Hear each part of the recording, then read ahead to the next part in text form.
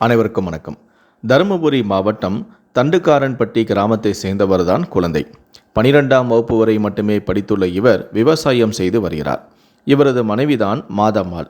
தம்பதியினருக்கு சந்தியா என்ற மகளும் ஹரிபிரசாத், சூரிய பிரகாஷ் என 2 மகன்களும் உள்ளனர். மூவருமே 1 முதல் 8ஆம் வகுப்பை தண்டுக்காரன்பட்டி அரசு நடுநிலைப் பள்ளியிலும் 9 முதல் 12ஆம் வகுப்பை ஏலகிரி அரசு மேல்நிலைப் பள்ளியிலும் படித்துள்ளனர். மூத்த மகள் பள்ளி படிப்பை நன்றாக படித்து வந்ததால் அவரை நிலத்தை விற்றாவது டாக்டராக்க வேண்டும் என்று அவரது பெற்றோர்கள் ஆசைப்பட்டுள்ளனர். இந்நிலையில்தான் 2019ஆம் ஆண்டு சந்தியா 12ஆம் வகுப்பை முடித்துள்ளார்.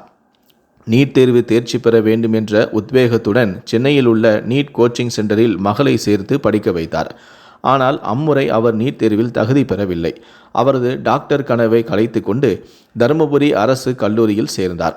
அப்போது நீட் தேர்வில் 7.5% அரசு பள்ளி மாணவர்களுக்குள்ள உள் ஒதுக்கீடு வழங்க வேண்டுமென சட்டத்தை அன்றைய அதிமுக அரசு நிறைவேற்றியது.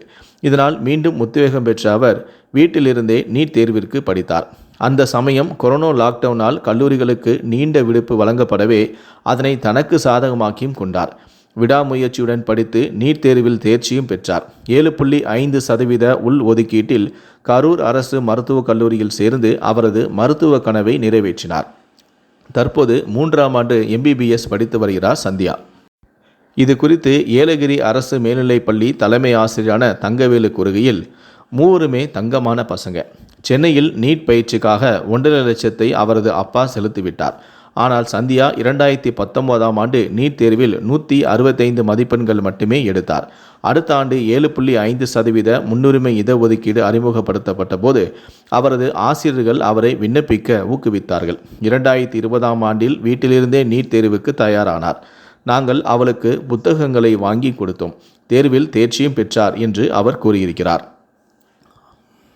அரசு உள் ஒதுக்கீட்டில் MBBS சேர்ந்த சந்தியா அவரது 2 தம்பிகளுக்கும் ஒரு நல்வழிகாட்டி இருக்கிறார்.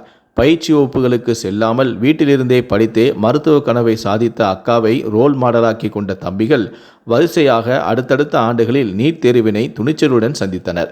ஹரிபிரசாத், சூரிய பிரகாஷ் இருவருமே MBBS சேர வேண்டும் என்று தீவிரமாக படிக்கவும் ஆரம்பித்தனர்.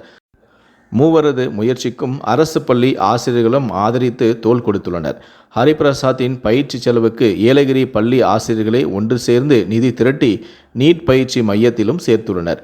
நீட் தேர்வின் ரிப்பீட்டரான அவர் 2023ஆம் ஆண்டில் 434 மதிப்பெண்களை பெற்றார்.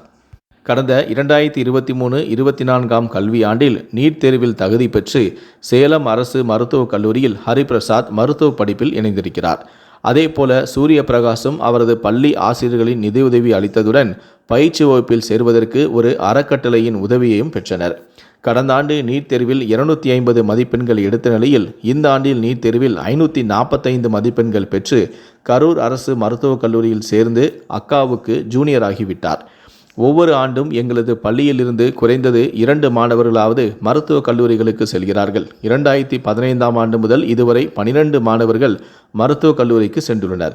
இந்த ஆண்டு மருத்துவக் கல்லூரிக்கு ஒரு மாணவர் தேர்வு செய்யப்பட்டும் உள்ளார்.